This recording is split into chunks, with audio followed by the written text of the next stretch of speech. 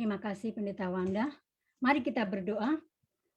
Bapa yang kami sapa dan kami agungkan di dalam nama Tuhan Yesus. Terima kasih Tuhan untuk pengorbanan-Mu di atas kayu salib. Engkau adalah atonement, Engkau adalah pengantara kami, sehingga kami didamaikan dengan Bapa. Saatnya kami akan mengeksersis iman kami dengan mendengar pengajaran firman-Mu. Pimpin hamba-Mu yang akan mengajar kebenaran firman-Mu. Sehingga hamba-Mu bisa mendelivery firman yang sudah hamba-Mu eksegesis dengan benar Tuhan. Pimpin juga jemaat sehingga mereka bisa mengerti pengajaran firman-Mu. Sehingga jemaat bisa membedakan apa itu roh kebenaran dan roh kesesatan. Amin. Maranatha, Tuhan Yesus segera datang. Saudara-saudara yang dikasihi di dalam Tuhan kita Yesus Kristus, sekarang ini ada berbagai ajaran sesat yang berkembang sangat pesat di dalam gereja saat-saat ini. Ada gereja yang mengajarkan bahwa Bapa itu adalah Yesus itu sendiri. Ada gereja juga yang mengajarkan kepada jemaatnya bahwa Yesus itu adalah ciptaan. Ada pula gereja yang mengajarkan bahwa Roh Kudus itu adalah sebuah kekuatan. Masih banyak sekali ajaran-ajaran sesat yang berkembang di dalam kekristenan saat ini. Dan mungkin saudara berpikir pengikutnya itu cuma segelintir orang. Tetapi saudara-saudara, pengikutnya itu ribuan, bahkan jutaan. Lalu, bagaimana kita mengetahui gereja yang mengajarkan kebenaran? Karena semua ajaran sesat atau kelompok gereja yang sesat itu juga memakai Alkitab sebagai sumber mereka untuk mengajar pengikutnya. Dan saudara-saudara, gereja-gereja dengan ajaran yang sesat itu, mereka juga mengklaim bahwa ajaran yang mereka ajarkan itu juga berdasarkan dari firman Tuhan. Kejelian kita, ketelitian kita, ini harus dipertaruhkan. Kita harus memeriksa dengan teliti ajaran-ajaran tersebut supaya kita bisa melakukan ekspos ajaran sesat. Kita bisa memperingatkan orang lain atau kita tidak jatuh di dalam kesesatan. Saudara-saudara yang dikasihi di dalam Tuhan kita Yesus Kristus, keadaan sekarang ini sama seperti yang terjadi di masa Rasul Yohanes, yaitu sekitar abad pertama. Mari kita baca di dalam 1 Yohanes 4 ayat 1 sampai 6. Pendeta Wanda akan membacakan. Saudaraku yang kekasih, janganlah percaya akan setiap roh, tetapi ujilah roh-roh itu, apakah mereka berasal dari Allah. Sebab banyak nabi-nabi palsu yang telah muncul dan pergi ke seluruh dunia. 1 Yohanes 4 ayat 1 sampai 6. Anda bisa lihat ayat 2. Demikianlah kita mengenal roh Allah. Setiap roh yang mengaku bahwa Yesus Kristus telah datang sebagai manusia berasal dari Allah. Dan setiap roh yang tidak mengaku Yesus tidak berasal dari Allah. Roh itu adalah roh antikristus. Dan tentang dia telah kamu dengar bahwa ia akan datang dan sekarang ia sudah ada di dalam dunia. Kamu berasal dari Allah, anak-anakku. Dan kamu telah mengalahkan nabi-nabi palsu itu. Sebab roh yang ada di dalam kamu lebih besar daripada roh yang ada di dalam dunia. Mereka berasal dari dunia, sebab itu mereka berbicara tentang hal-hal duniawi dan dunia mendengarkan mereka. Kami berasal dari Allah. Barang siapa mengenal Allah, ia mendengarkan kami. Barang siapa tidak berasal dari Allah, ia tidak mendengarkan kami. Itulah tandanya roh kebenaran dan roh yang menyesatkan. Saudara-saudara, apa maksudnya Rasul Yohanes berkata, jangan percaya setiap roh? Apakah Rasul Yohanes sedang ingin mengajar kita mengenai manifestasi-manifestasi roh? Saudara-saudara, 1 Yohanes 4:1-6, bila kita selidiki lebih dalam, akan berbicara mengenai tema yang utama. Apa itu? The spirit of truth and the spirit of error. Dan tema inilah yang saya akan ajarkan saat ini. Saudara-saudara, di dalam bahasa Indonesia kita menyebutnya roh kebenaran dan roh kesesatan. Inilah pengajaran utama yang Rasul Yohanes ingin kita ketahui, bahwa saudara-saudara ada roh kebenaran dan roh kesesatan. Roh kebenaran itu juga bisa diartikan sebagai guru kebenaran. Roh kesesatan itu juga bisa diartikan sebagai guru kesesatan. Guru kebenaran itu berasal dari Allah. Amin. Tentunya pengajarannya didengarkan dan ditujukan kepada orang-orang yang mengenal Allah. Guru kebenaran akan meneruskan sound doktrin dari Yesus. Dari Yesus diteruskan kepada para rasul diteruskan kepada para murid, dan para murid akan mendengar, akan menerima, dan akan percaya kepada sound doktrin. Amin. Amin. Sedangkan guru kesesatan itu berasal dari iblis. Tentu saja pengajarannya hanya untuk orang-orang yang ada di dunia ini yang menolak kebenaran. Saudara-saudara, maka kita sebagai orang percaya harus bisa membedakan keduanya.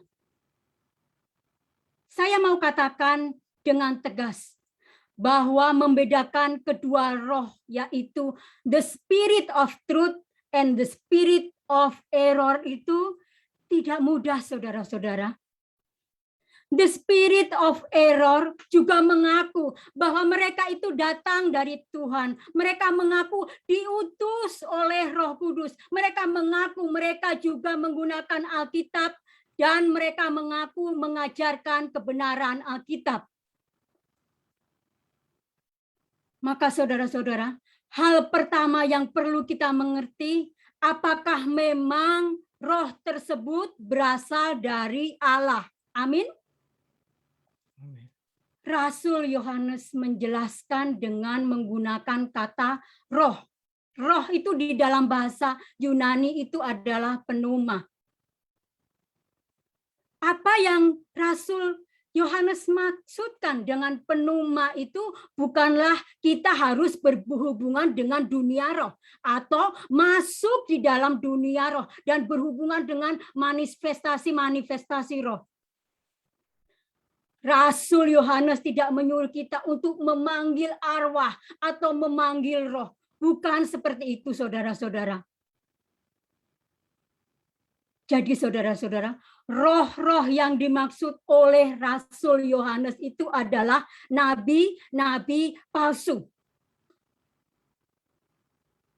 Hati-hati saudara-saudara, nabi-nabi palsu ini telah muncul dan pergi ke seluruh dunia. Nabi-nabi palsu ini telah mengaku kepada semua orang bahwa mereka itu datang dari Allah. Mereka membawa pengajaran dari Allah. Nabi-nabi palsu ini juga mengatakan bahwa mereka membawa pengajaran yang benar, maksud saya. Mereka memiliki pengetahuan dan hikmat dari Roh Kudus. Saudara-saudara, perhatikan, Rasul Yohanes memakai ungkapan plural, yaitu nabi-nabi. Artinya apa? Bukan hanya satu saja, tetapi banyak nabi palsu. Dan mereka ini akan masuk ke pelosok dunia. Untuk apa, saudara-saudara? Untuk menyesatkan orang dengan pengajaran sesat mereka. nabi-nabi palsu mempunyai banyak pengikut. Kita harus mengenal ciri dari the spirit of error. Mereka itu saudara-saudara pada hakikatnya itu menentang inkarnasi Yesus. Di dalam pengajaran mereka, mereka memasukkan topik bahwa Yesus itu hanya semacam spirit, bukan manusia sejati. Pengajaran the spirit of error kata tentang Yesus, entah mereka itu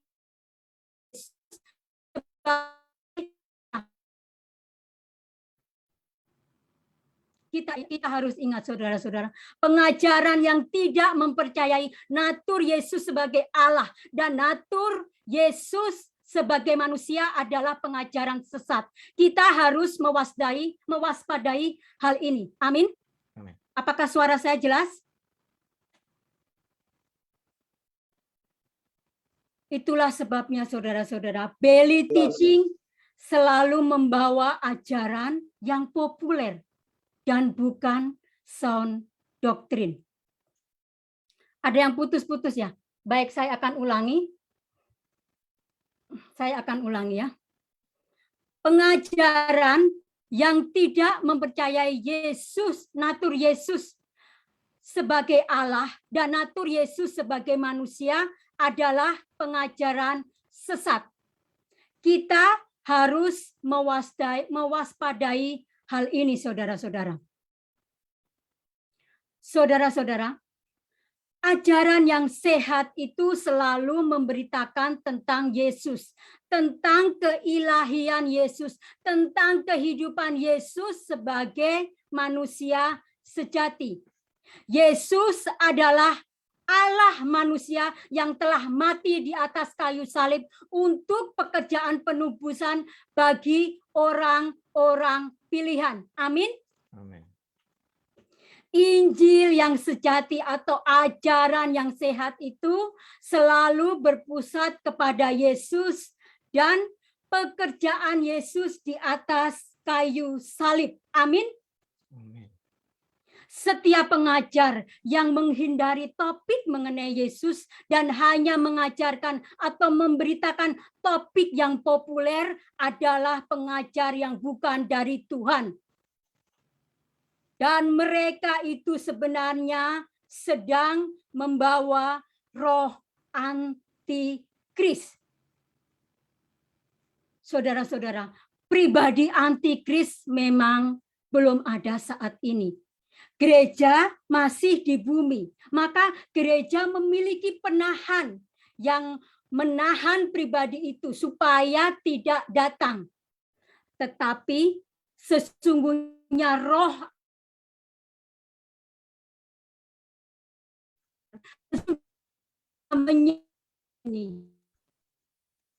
itu sebabnya Rasul Yohanes memperingatkan kepada kita.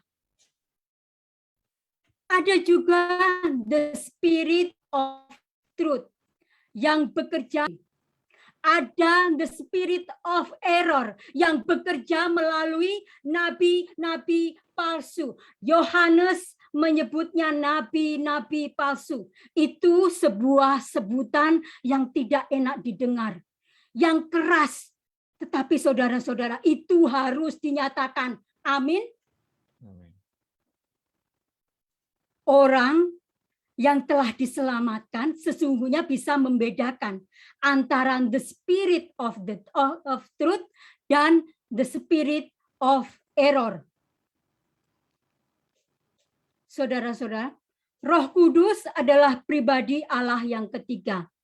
Dia diberikan oleh Allah kepada orang percaya. Jadi ketika kita percaya bahwa Yesus adalah Tuhan dan Juru Selamat pribadi kita, maka secara otomatis kita ini dibaptis oleh Roh Kudus. Artinya apa?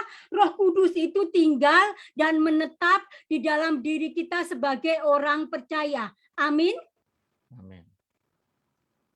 Saudara-saudara, Rasul Yohanes mengatakan bahwa roh lain yang mana roh itu adalah roh pendusta, roh penipu. Tidak lain dan tidak bukan adalah roh kesesatan. Rasul Yohanes juga memperingatkan kepada kita untuk tidak mempercayai setiap roh. Kita tidak boleh menganggap bahwa setiap pengalaman spiritual atau setiap manifestasi kekuatan spiritual itu berasal dari Tuhan.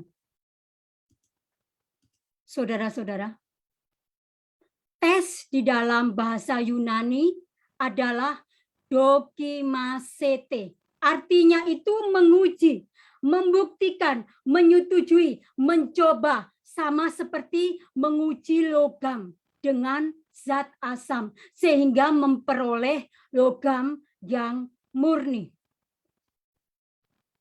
Di dalam ayat ini Rasul Yohanes menggunakan present imperatif, artinya suatu perintah masa kini di mana Rasul Yohanes memerintahkan kepada setiap orang percaya untuk menguji setiap roh tersebut, apakah berasal dari Tuhan atau berasal dari iblis. Amin. Saudara-saudara, kita sekarang ini hidup di masa antara kerajaan Allah dan kerajaan iblis. Kerajaan iblis ini dikuasai oleh antikris, yang mana sosok antikris memang belum ada. Tetapi roh antikris saat ini sedang bekerja dengan giat-giatnya untuk mengumpulkan para pengikutnya. Apa itu antikris? Antikris itu di dalam bahasa aslinya adalah pseudokristos. Artinya seseorang yang menyerupai atau menyamar untuk menjadi Kristus atau Mesias. Antikris ini mempunyai kuasa untuk melakukan hal-hal yang spektakuler. Antikris ini akan menyesatkan banyak orang, saudara-saudara. Antikris ini akan mengumpulkan banyak orang. Antikris ini akan mempunyai wibawa, mempunyai otoritas rohani yang besar dan dahsyat. Antikris ini mampu untuk memikat massa sehingga banyak orang akan terkecoh karena pesonanya.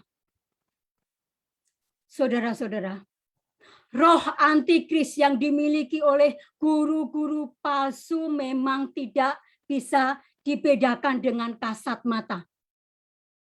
Mana ada orang guru palsu menuliskan di keningnya, dia berkata, aku adalah roh antikris, aku adalah guru palsu. Nggak ada kan? Kalau dia menuliskan di keningnya, maka semua orang akan menghindari dan menjauh, saudara-saudara.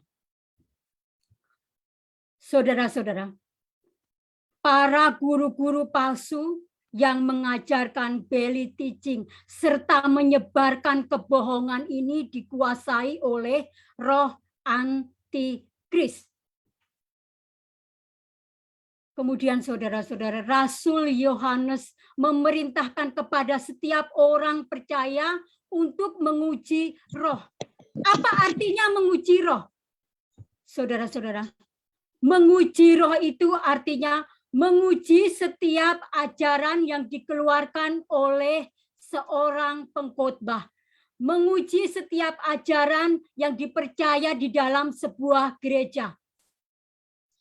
Ada dua ajaran, saudara. Ajaran Kristus, yang mana sumbernya itu adalah Alkitab. Ingat, faith, saudara-saudara. Firman Tuhan itu ada final, absolut, ineran, infallible, dan theopneustos. Kemudian ajaran yang kedua adalah ajaran antikristus, yang mana sumbernya itu adalah dari setan. Saudara-saudara, Rasul Yohanes memerintahkan untuk menguji setiap ajaran dari guru-guru yang ada di dalam gereja. Jadi, bukan setiap guru yang mengajarkan tentang Yesus, mengajarkan bahwa mereka bersumber dari Alkitab, serta berbicara atas nama Tuhan Yesus itu berasal dari Tuhan.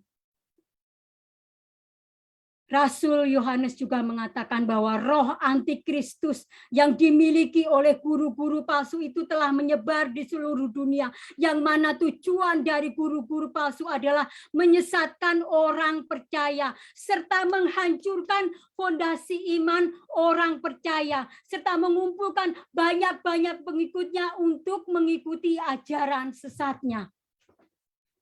Hati-hati saudara-saudara.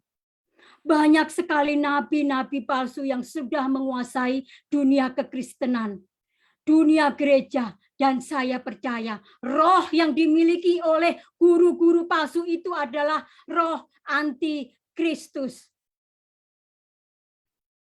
Saudara-saudara, untuk mencari stok dari guru-guru palsu itu sangat banyak sekali. Saudara bisa tinggal memilih. Tetapi untuk menemukan guru yang mengajarkan sound doktrin sangat sedikit, bahkan langka sekali saudara-saudara. Saudara-saudara yang dikasihi di dalam Tuhan kita Yesus Kristus. Saat ini ada beberapa kelompok yang kelihatannya mereka itu percaya kepada Kristus, tetapi di dalam pengajarannya mereka menyangkal akan pengorbanan Tuhan Yesus di atas kayu salib. Ada kelompok Mormon dan Saksi Yehova. Mereka percaya bahwa Yesus itu adalah ciptaan, bukan Allah. Ada juga kaum Adventis yang mengajarkan Sabat itu adalah yang utama dan terutama. Jadi saudara-saudara, kalau Anda tidak melakukan Sabat, mereka akan menyebut gereja Anda itu memiliki tanda binatang atau tanda antikris. Coba saudara-saudara Anda tanya kepada kelompok Adventis ini, apakah mereka itu mati masuk surga? Apa jawaban mereka saudara-saudara? Mereka akan berkata, insya Allah. Mereka itu pintar berdebat, tetapi debat mereka itu adalah cocok lagi dengan ayat-ayat yang sesuai dengan Sabat. Bagi kelompok Adventis ini, Sabat itu yang menyelamatkan. Ini ajaran gila, saudara-saudara. Ada juga kelompok Jesus only, di mana mereka tidak percaya dengan pribadi Allah Bapa dan pribadi Allah Roh Kudus. Kemudian ada juga kelompok yang mengadakan kebaktian, di mana pendetanya menganjurkan untuk berbahasa roh. Dan saya garansi, saudara, sesudah mereka berbahasa roh, maka selanjutnya apa yang mereka lakukan? Mereka akan bernubuat. Mereka akan berkata, aku ini adalah Tuhanku, aku mengasihi engkau, jangan takut anakku. Benar apa benar? Tanya ke Pak Peter Supusepa. Hati-hati saudara. Ketika kelompok itu bernubuat, maka mereka itu sebenarnya tidak percaya keberadaan firman Tuhan. Firman Tuhan sudah dikedilkan. Karena firman Tuhan itu adalah final, absolut, ineran, infallible, dan penustos maksud saya. Jadi orang yang percaya dengan nubuatan itu berarti orang-orang itu menembahi Alkitab yang sudah kanon. Ada juga kelompok yang naik turun ke surga. Ini lebih sesat lagi. Kalau saya bilang dia bisa naik ke surga, hebat benar ya. Dia sudah menyamai Yesus yang satu-satunya pribadi ada di dalam surga. Kemudian ada Pandito. Dia berkata, bolak-balik ke neraka. Tur ke neraka. Tanya ke Pak Ferry. Saya akan berkata, kalau sudah tur ke neraka, sebaiknya kamu stay there. Diam di neraka saja. Jangan balik ke bumi. Karena ke bumi dia hanya menyesatkan para domba-domba yang polos, saudara-saudara. Rasul Paulus saja mempunyai pengalaman surga. Tetapi dia tidak membuat pengalamannya untuk digembar-gemborkan di depan jemaatnya. Rasul Paulus itu hanya mengajarkan sound doktrin dan membentuk teolog-teolog yang sound doktrin. Amin. Amin. Saudara-saudara yang dikasihi di dalam nama Tuhan Yesus. Kelompok-kelompok yang saya sebutkan itu tadi, saudara-saudara, itu bukan gereja. Sekali lagi saya mau tegaskan, kelompok-kelompok yang saya sebutkan itu tadi bukan gereja. Mereka itu adalah cult. Mereka itu adalah bidat-bidat. Dan saya percaya roh yang ada di dalam mereka itu adalah roh antikris. Pemimpinnya aja mempunyai roh antikris, apalagi para pengikutnya. Mereka juga mempunyai roh antikris. Saudara-saudara, kalau seorang guru tidak percaya dengan predestinasi dan providensia Allah, maka dia akan kacau dalam memahami doktrin keselamatan.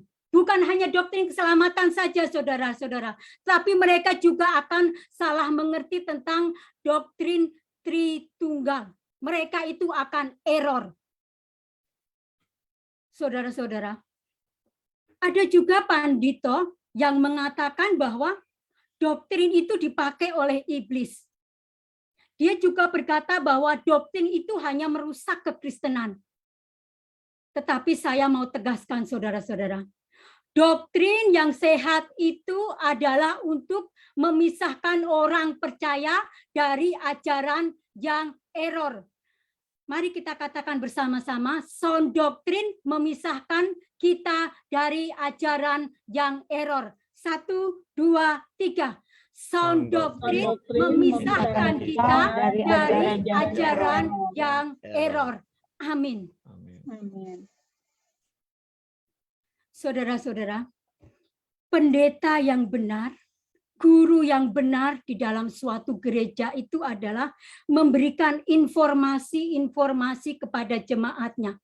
Di dalam hal ini adalah mengajar jemaatnya. Dan guru yang benar, pendeta yang benar itu adalah dia membentuk, dia mengasah, dia memurnikan jemaatnya dengan sound doktrin, pengajaran dari Yesus. Amin. Amin. Saudara-saudara, saya mau bertanya kepada saudara-saudara, bagaimana saudara-saudara, seberapa sering saat ini saudara ini mendengar khotbah dari seorang pendeta yang isinya tentang pengajaran Yesus, yaitu tentang keselamatan hanya di dalam Tuhan kita Yesus Kristus. Masih adakah pendeta yang mau berkhotbah tentang pertobatan? Masih adakah pendeta yang berkhotbah tentang predestinasi? Masih adakah pendeta yang mau berkhotbah tentang gospel calling, tentang justification, tentang atonement, tentang lahir baru, saudara-saudara? Sedikit, saudara. Sedikit sekali para pendeta itu mengajarkan tentang keselamatan di dalam gereja. Saudara-saudara, saya mengenal Tuhan Yesus itu ketika saya berumur 20 tahunan. Saya tahu bahwa Tuhan Yesus sudah menanggung dosa-dosa saya. Dahulu, sekarang, dan dosa yang akan datang. Saya tahu Yesus itu mati bagi saya. Maka saya hidup bagi Yesus. Saya tidak mau menjadi orang Kristen yang taunya haleluya, haleluya. Tetapi saya akan memakai mimbar ini untuk mengkhotbahkan keselamatan itu hanya di dalam Tuhan kita Yesus Kristus.